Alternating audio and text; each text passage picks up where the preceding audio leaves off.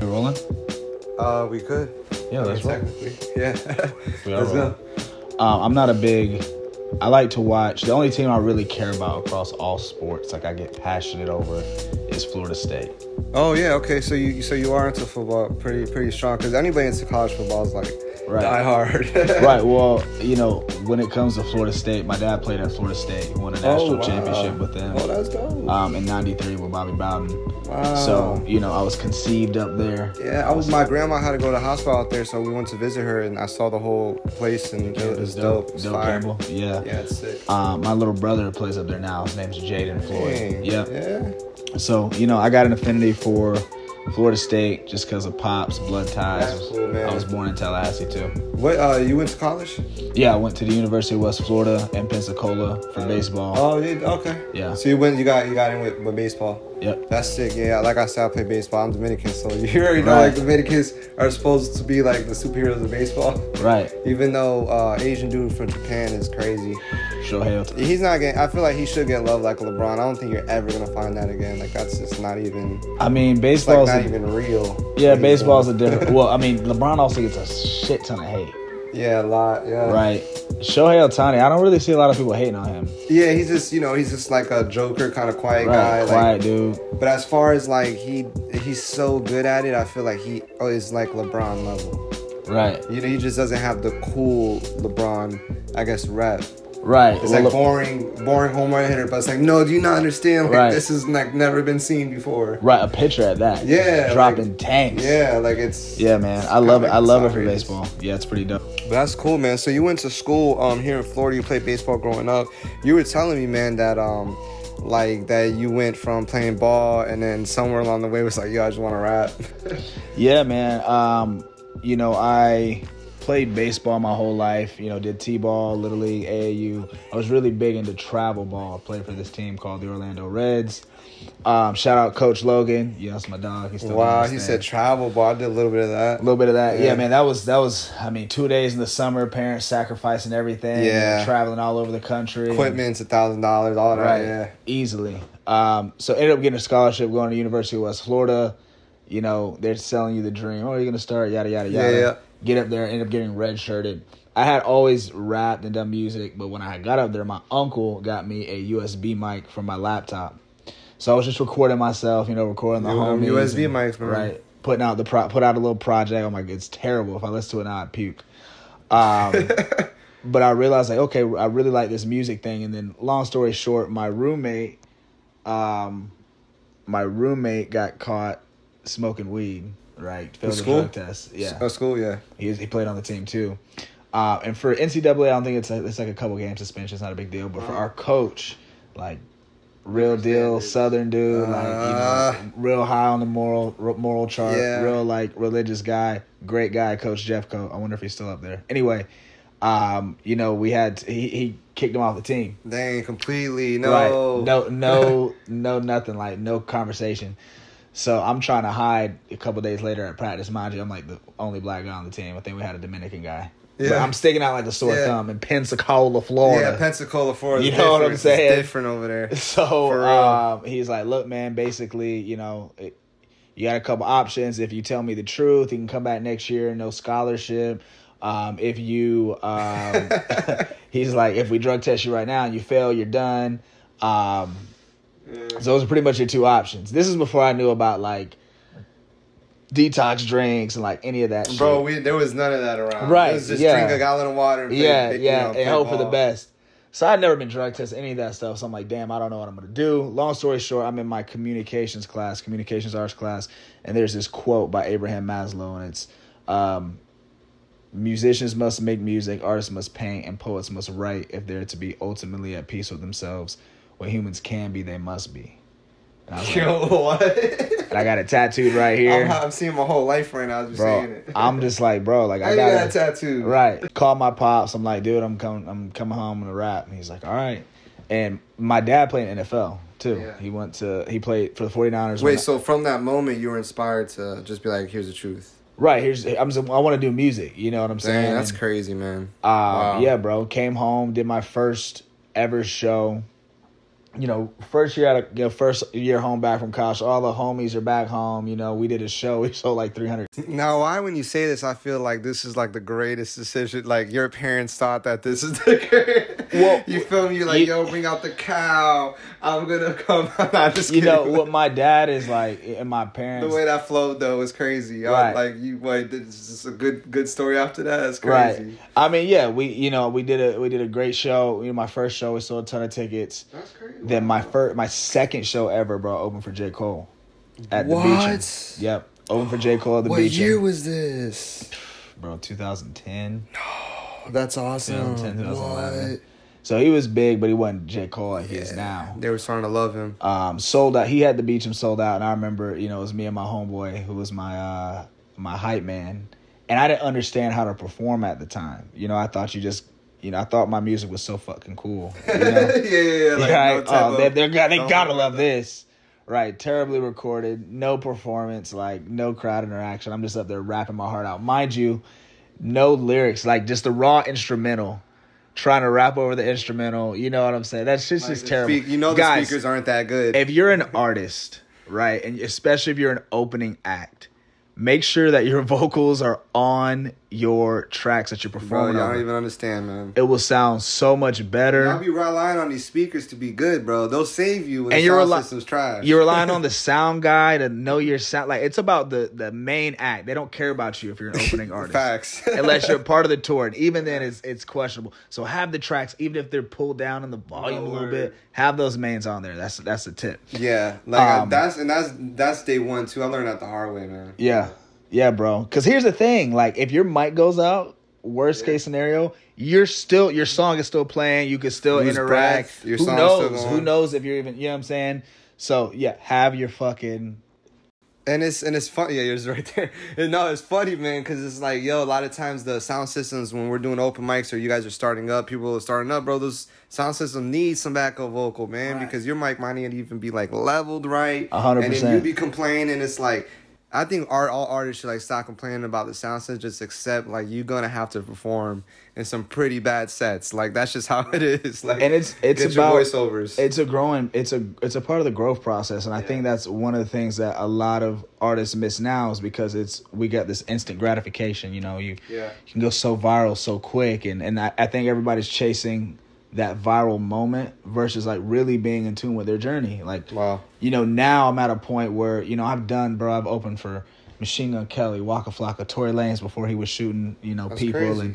And, opened up for Meek Mill and Tyga at the UCF Arena, Kendrick Lamar at the UCF Arena. No way. You did Kendrick before? Yeah, man. That's crazy. It was super crazy, bro. Wow. And, you know what I'm saying? Insane. Like, two of the people in the GOAT conversation, I was actually looking at this. That's crazy. Bro, you talking about Drake, right? Drake, Kendrick, Cole. I opened up for two of those guys. That's crazy. Right? And, back then I didn't have the cameras and all the content and the reels and so I feel like I kind of like missed out on that. But I also like quit on my career. I reached a certain point in my life where I was going through some things, ended up managing an artist. And then that's what segued into UTG. Oh, wow. Really? So that's kind of cool, man. I'm really excited. By the way, everybody tune in RPL TV, man. We got Floydie here in the building. Got some real exciting things coming up, like in December. What we got going? We got our 5th annual Ultimate Fashion Show for charity. Gonna be big. We just locked in Shein as our title sponsor. That's crazy. Really excited about that. No, I didn't even know that till like literally today. That's man. Dope. A lot of red tape. A lot we've known for a while, but we had to just get all the business done. We were able to announce it today, so we're super excited about that, man. Shein is huge. Yeah. They're showcasing their Shein X designers. So Shein X is basically an incubator program for up and coming designers. Gives them access to Shein's platform as far as like their resources. Like an app. Not like an app, but kind of like a platform where they can, platform. manufacturing, their marketing, their name. Cool. Right, Shein is like the biggest in the game. That's crazy, man. Yeah. So, pretty excited about that. That's cool. I'm excited. Yeah, that's dope. Yeah, that's gonna be dope. But yeah, here RPL TV, Floydie, we got that going on. UTG, he's just sharing his story about quitting baseball to rap. Quitting, going through some stuff. But yeah, man, tell us a little more, man. So you're doing rap, and then you're like, I don't know. Right. So went through some life stuff. which now I look back, that was the moment, that was like the make or break moment, right, for the music journey, right? So, you know, I'm not harping on myself too much, because if I would have kept on that, I probably wouldn't have UTG, you know, butterfly effect. What different directions do you go? Do I not end up working at this place and meeting my girl and having my kids? Like, you know what I'm saying? So everything happens for a reason. Hindsight is 20/20 always. But I think that, you know, I started managing an artist who had done some modeling, and I kind of got introduced to the modeling world. And one day I was just like, I feel like I could take on more clients. I'm going to start a modeling agency. And me and my homeboy were... You were putting the numbers in the... Not even, dude. I was just like, yo, I'm going to start a modeling agency. My homeboy was like, you should do that shit, bro. And that's how it went. I didn't know anything about modeling. I never modeled in my life. I didn't really have any homies like that model. I just was like, I can do this. And it was the ignorance, right? Of just thinking I could do something I had no knowledge about. Wow, there's other people doing it but I didn't know about that. And that was honestly one of the best parts about my journey when I started UTG, is that like I didn't have anybody to compare myself to. So I never put that extra pressure on myself. Like when it's music, it's like, all right, all these dudes are artists and they got this going on, that going on, and you can kind of feel that. Like I didn't feel that. I didn't feel that from the beginning. Yeah, I didn't feel that at all, because I didn't know any modeling agencies. Definitely nobody in my network had a modeling agency or was doing anything like that. My first casting was validation. I had like 60 people show up. I signed everybody. You know what I'm saying? Like, this is I have no brand, like, I'm nobody. And at that point, I was like, damn, I gotta do this now. I got an obligation to 60 people. Yeah. Brought in my boy Rich, you know, been my best friend for, you know, 15 years. Yep. Wow. And, you know, incredible. Has really helped us elevate, and also bringing in the right people to help us elevate as well. Like Anna, like I said, super huge asset to us, our business on the event coordination side, especially when it comes to fashion shows. Like, she's been with us since our first fashion show and just continue to get better every year. We have Kayla. She's like our director of influencer and talent relationships and like management.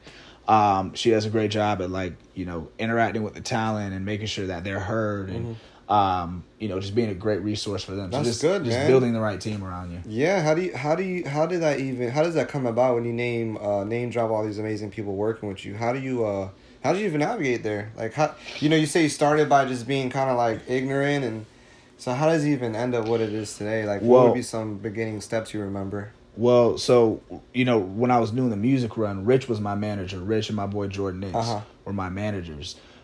So we kind of... Rich is with you now? Yeah. Okay, cool. Rich Brown. So he's our CEO of UTG. Shout out Rich. Shout out my boy Rich.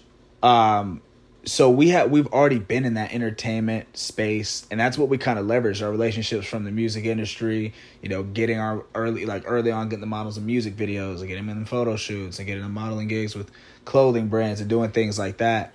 As far as like building your team, I really like one of the things, especially when you're a young business, I consider us still a young business, 5 years.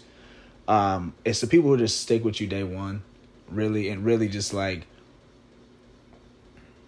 are opinionated. Like, they'll give you their true opinion, but they also like let you rock with you on pivots, right? Like, we went a whole influencer route and kind of like, oh, we're going to lay off on the modeling for a little bit. Okay. And we had to regroup, and now we're back in the modeling, doing both. You know what I'm saying? Just pivoting a lot and just having those people that are like, you know what, no matter what, we're going to rock with you. We're not going to quit on you, and we're going to help you see this through. That's amazing, bro. I love that. I feel like I'm going through a journey like that. You know, shout out to my people. Y'all know who you are, and like, it feels good to be around. You said opinionated. It's so funny because it's like it's then there's so much trust in that. Like, someone could speak up, speak bold because they love you. You know, they're gonna say not what you want to hear, but like kind of what's best for the vision. Right. You know, a lot of humility's involved. It's hard to find people who could be like very strong and stand up for you, but then also like be humble, man. To be like, okay, like, let's work this thing through, man. That's dope. So, okay, so you're going this transition. You said Rich was managing you. And then you get into, from him managing you, you're building this thing up. You got a team now. Right. You know, one thing here on the show that I really want to help people, like, understand for you, man, is, like, to ask you, in this journey, someone going through a dark time right now, you know, like, just trying to build something, what do you tell them? Like, if there's someone, they're trying to remember yourself in those moments, what are some things that helped you that you could probably give to the audience? You know, first thing is you've survived 100% of your worst days. So, you know, all the days you thought this shit is just at its worst, it's, you know, it can't get any better. You've survived all those days. So just remembering that, and then understanding, I can't remember who said it, but just understanding that everything, nothing lasts forever. Everything has an end. Like when you have a moment where you're happy, right? It's going to come to an end. Yeah. You have moments where you're upset, you're going through it. That's going to come to an end. So, it was this too shall pass. This too shall pass. Love that. So even if it's a great moment, just remember this too shall pass. You're going to have some bad moments. When you have a bad moment, remember this too shall pass. Yeah, it's powerful. So just really understanding that and just reminding yourself with a vision, man. And one of the things too is I think people don't give themselves enough credit for the things that they've accomplished. We're so busy and worried about chasing the next thing that you forget to remind yourself, shit, I opened up for Kendrick Lamar and J. Cole. Like, that just hit me different this time, you know? Yeah. You know, I did that. That's hard. That's hard. Or, you know, I had my child. I've been there for my child. I've raised my family. Man, I've made it to work on time every single day since I've been hired. That's like, good. Hey, that's a good one. People, hey, you been on time to work, bro? Give yourself some credit. 100%. Like there's so many little wins that we have throughout our days that we don't recognize. Wow, that's powerful. Yeah, I love that, man. Yeah, I think counting the W's. You know, one thing that I felt that was kind of corny and cliche that is not is affirmations, and a reason why I say that is because I use in a sense to where I was actually always beating myself up, being hard on myself. So I was like, I have to say good things now. Like, I am a good son. I am going to be a good father. I am a good artist. I am a good this. I'm going to make it. I'm sad now, but tomorrow's a new day. And it's like, and I remember praying one time, and I shared this other day on the internet. I said, it was like sometimes we look for like maybe we have to fix a relationship, or sometimes maybe we need a second job, or maybe we need to like get a haircut or like brush our teeth or do something. And I feel like the universe and God is telling me, no, bro, you need to remind yourself of who you are. Like the most like precious thing you have is your words, you know. And the Bible says that the tongue is the power of life and death. And like when you say something like that, like counting your wins, man, like, bro, you're saying that to me, and I'm like, I need to count my wins, man. Like, 100%. As you're saying it, I'm like, you just made me proud of myself by, like, reminding me. I'm like, 100%. Yo, I'm proud of myself. Bro, it's easy to, especially with, like, you know, social media and kind of, like, being in this, like, comparative war with yourself, keeping up with the Joneses. It's easy to beat yourself up, especially if that's, like, a learned behavior, and that's kind of what you retreat to. Yeah. I've been learning a little bit about like traumas, and I've always felt like, I don't have any traumas, and like no, seriously, you feel like you feel like that, but then if you know when you do some shadow work, you do some deep work, you kind of start realizing like, oh, you know, it's not like the worst thing in the world, like you're not like a demon, but there's certain things about yourself you start learning like, okay, cool, well, I do talk to myself like that negatively, and that's kind of what I get back. When I'm in my best moments and I'm killing it is when I'm talking to myself in a positive way. Right? The world has a million ways to beat you down. Yeah. So you got to be your best friend. And especially in those moments, like you got to talk to yourself with love. Like you got to talk to yourself like you the homie. Like you the big homie, that's bro. Crazy talk to you say that, man. Facts. Yeah, talk to yourself like you love you. Yeah. I'm sorry, go ahead. No, I'm just saying you got to speak to yourself like, you know, like you want to be like when you talking to your homie, like obviously, it depends on the relationship, depends on the situation. Yeah, like you like, man, stop being a bitch. You know what I'm saying? No, but for sure. Yeah. Sometimes you got to be a little bit more tender than that, and sometimes you want to do that with yourself too. You know what I'm saying? It's good. easy. I like that, man. It's easy to be hard on yourself. Yeah, I'm very leadership driven. Like I want that in my life. I want to be that for people, and I think yeah, man. Looking at yourself from the third, view, like you said, like treat yourself like a friend. That's powerful. That's good, man. All right, so like, that's dope. On to some lighter notes, man. This thing coming up with UCG, bro. UTG, yeah. Or UTG. Yeah. Sorry, UCG. UCG. Or UCF. No, UG. What is? Oh, it's UGC, user generated content. No, yeah. you know what I'm thinking? You know what I'm thinking when I'm saying? I'm thinking MGK. Like, what am I doing? Like, nah, but I went a couple years ago. It was awesome, man. These events really are good. They're really like they hit you they're straight to the point. You have great performances, beautiful models. Everyone looks good. You can just tell the people in the room are wanting to have a good time. They're invested. How do you feel this time, man? What's going on? I mean, it's our 5th year. I feel like, we are equipped with the right team. We have the right processes down to execute a great show. I'm hoping to have our biggest donation year yet. You know, we wanna get up there. Were you doing that the previous years? Every year. Okay, Every I year. didn't actually. Maybe I didn't even read into. I was reading into the models. More They're all. not the. They're all. They're all. Our fashion shows in December are charity events. That's cool, man. So this year, if you could share a little bit on that. Yeah, for sure. So we're teaming up with Fit for Peace. My homie Calvin runs that. He's a physical trainer. So what they do, man, they do a lot for the community. They do, the toy drives, turkey drives, back to school drives, things like that. What our fashion show is going to benefit is their it's like a program where they bring in adolescent teens. They teach them about fitness, about health, and about life skills. Tutoring. Yeah, you mentioned that. Give them resources. I love that. I love resources that they can take on to the rest of their life. Like besides a toy, we used to do the toy thing. I want to get kids toys, and my kid, my 3-year-old gets new toys every other day. He doesn't care about toys. Kids don't care about toys. And they might not honestly even give the kids the knowledge and right. wisdom. And they might not even care about that now either. But they might not think they do, but it goes such a long way, right? Like even with baseball, the lesson from that is you can fail 7 out of 10 times to be a Hall of Famer. It's like nothing else in life you can do that and have those kind of numbers and be a Hall of Famer, That's right? Facts. So it's just that's a lesson that I learned with baseball is you got to be able to accept the failures. You know what I'm saying? So because I used to be a hothead, bro. I could strike out the first at bat in a game, and it takes me out. I'm fucking throwing my helmet. I'm pissed. I remember those days. Coach is pulling me. Then you have no other opportunity. Yeah. But when you keep your cool, you could have the game-winning hit. You could have the game-winning defensive play. So it's all about just keeping your cool. I like that, man. That was fire. Yeah. Yeah, because I played ball growing up. That was a cool way to put it. That's dope. For sure. But back to the fashion show. We wanted to team up with a charity that had strong ties with the community, and we feel like we made a great choice. That's what's up, man. That's good. When you say stuff like we're gonna give back to the kids in that way, I strongly feel like not to gas you up, man. Thank you. That's dope. You feel me? 100%. That's cool, man. Because keep giving your toys away and keep doing those drives. Keep doing those. They need them for sure. But to step it up a little bit, be be different in that sense. I remember I just went to Cincinnati and saw my girl took me to the oldest telescope in the United States. Right? He's talking about planets. I'm 30 now, and he's talking about planets, and I never felt so intrigued again.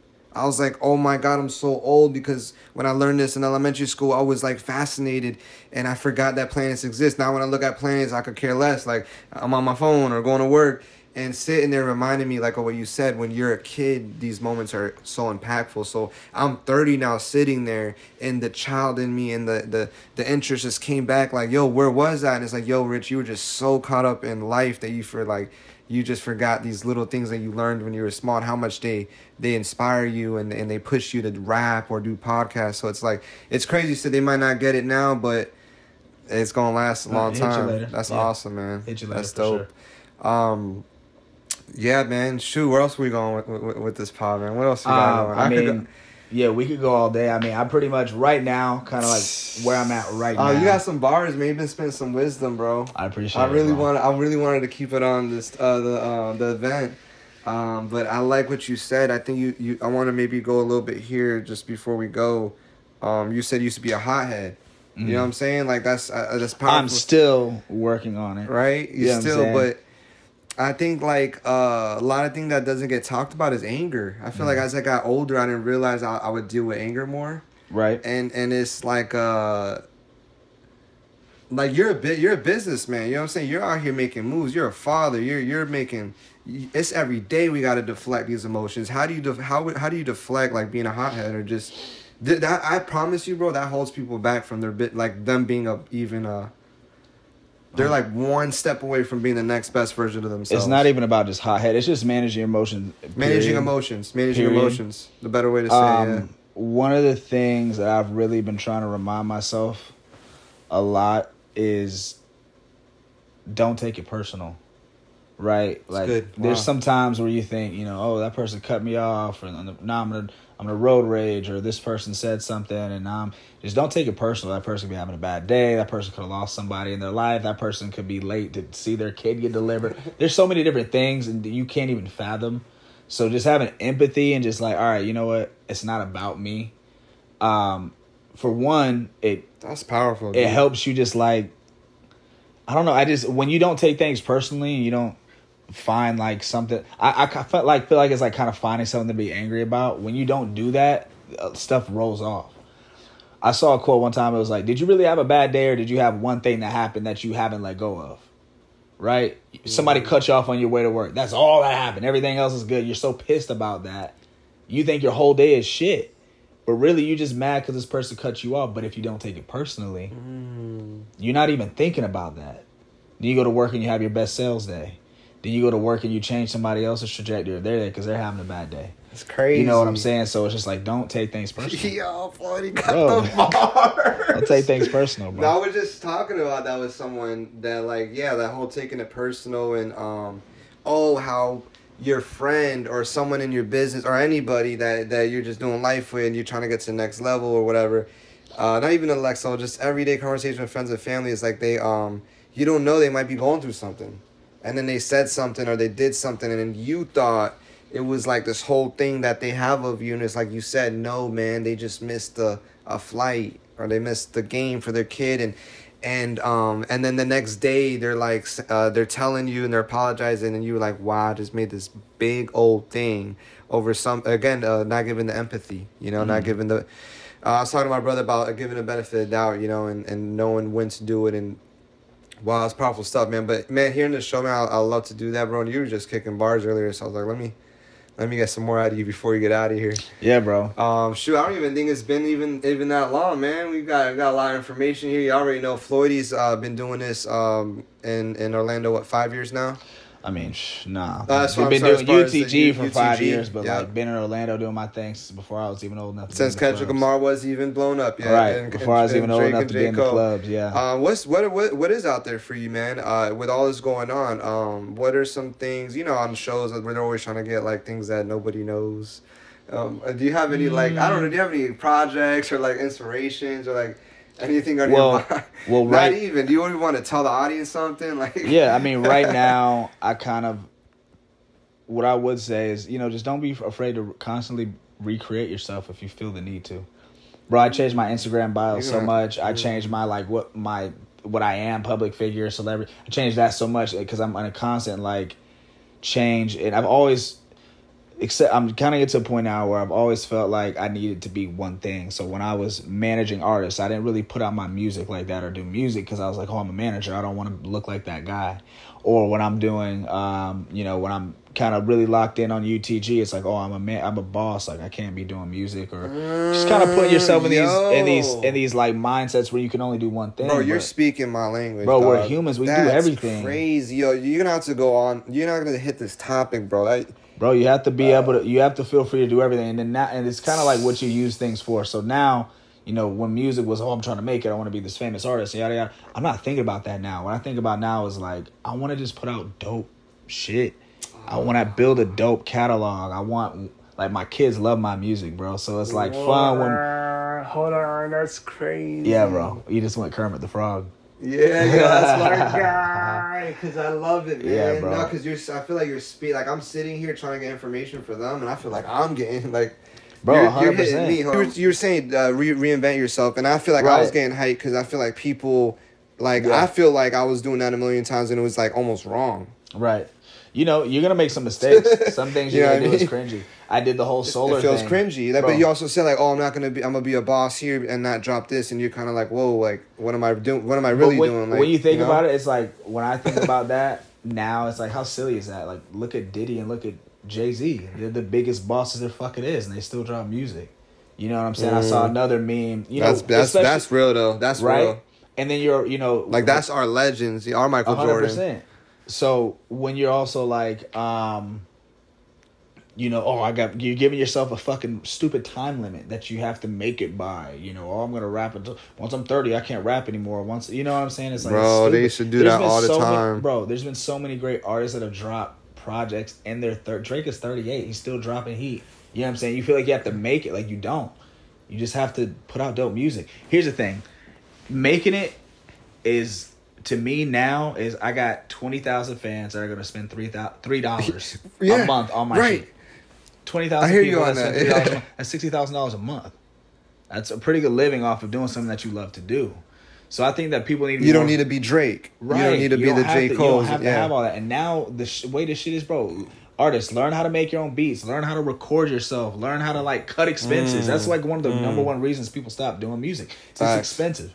If you can learn how to do a majority of that shit yourself, and I'm an engineer, I want you to come spend your money with me, and that's baby. why I started doing videos. Right. I want you to come spend your money with me, baby. But also, like, I get it. Like, so you're an artist, you don't have a limited amount of money. Like, you go to the studio, you're trying to just knock out shit. You're not experimenting. Me, when I record at home, I got my mic right here. I'm fucking going through sounds. I'm playing with auto-tune. Y'all better listen to Floydie, bro. That's bars, man. You want to be able to play with your shit. That's even if bars. you have an engineer you go to. Like, I have an artist that I work with out of St. Pete. She records all of her stuff at home, listens to it a million times, comes to the studio, records it with me. We have a great vocal chain for her. I know how to mix her.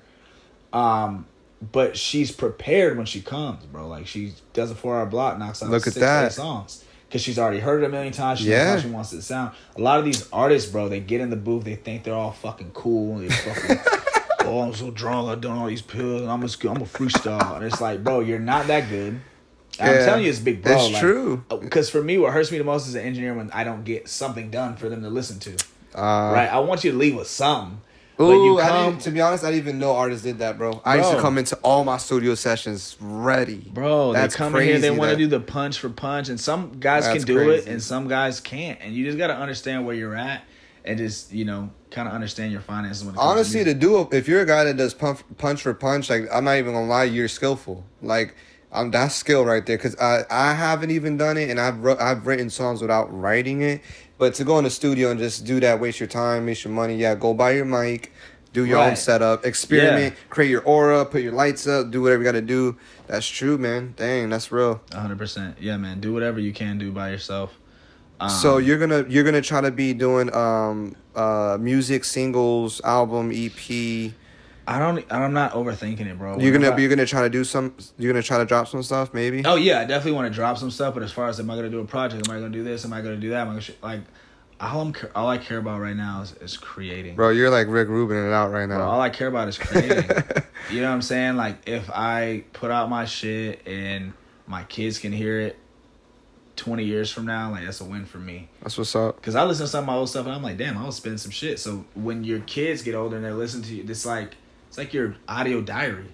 You know what I'm saying? Like, I like that. Even with content itself, bro, like, I'm constantly taking pictures of my kids, with my kids, doing things with them, and, like, constantly just, like, my girls, I was like, yo, it's OD, like, right? And it's like, one day that's all you're going to have. One day, like, that's all you're going to have. True. So it's like, imagine having that footage or that audio of your grandparents, your great-grandparents, their great-great-grandparents. I respect that, bro. That's awesome. I did a video of my grandma cooking in the kitchen the other day, the most simplest thing, and I'm always about making a video, making it a grand thing on the internet, and it was one of those times I was like, nah, man, I'm doing this for us. Right. Like, I still put it up, but it was definitely made for us to have, you know? Right. Yeah, I think that, you know, and that comes down to the comparative thing. Like, bro, when YouTube, like, first came out, and I was doing terrible freestyles. Terrible, bro, in my dorm room. I had like 1,000 subscribers. They'll be in the link below. They will not. But I had like 1,000 subscribers, bro. And it wasn't because I was like extraordinary, but I was consistent and I was constantly putting out, and I didn't overthink it, bro. Damn. Like, if I would have overthought UTG and if I would have really known what comes with this shit, like, it never would be what it is. It's like, when you're in that stage and you feel something in your heart and you want to do something, you just got to do it and roll with the fucking punches and try to get it done, bro. Because you said it, don't overthink it. You can't overthink it or you won't start. Don't be afraid to recreate yourself. That's it, bro. Manage your emotions, man, just by not taking yo, you've been on a roll today, dog. I appreciate you, man. And that's all we got for you. RPL TV on Floydie, man. UTG, December 17th. You're going to be seen on Instagram. Send me the info. I'm going to be posting on mine. Who knows? He might come out with some music. Definitely coming out with some music. He is definitely coming out with some music. We just I don't know when, you know. He just doesn't know when, but. Yeah, you know. But other than that, man, you already know what's up here in Orlando. This is great. Great episode. I'm ready to get into edit board. Any last words for audience before we get out of here, man? Hey, man, we'll see you December 17th at the fashion show. RPL TV, Floydie. Peace. Yeet.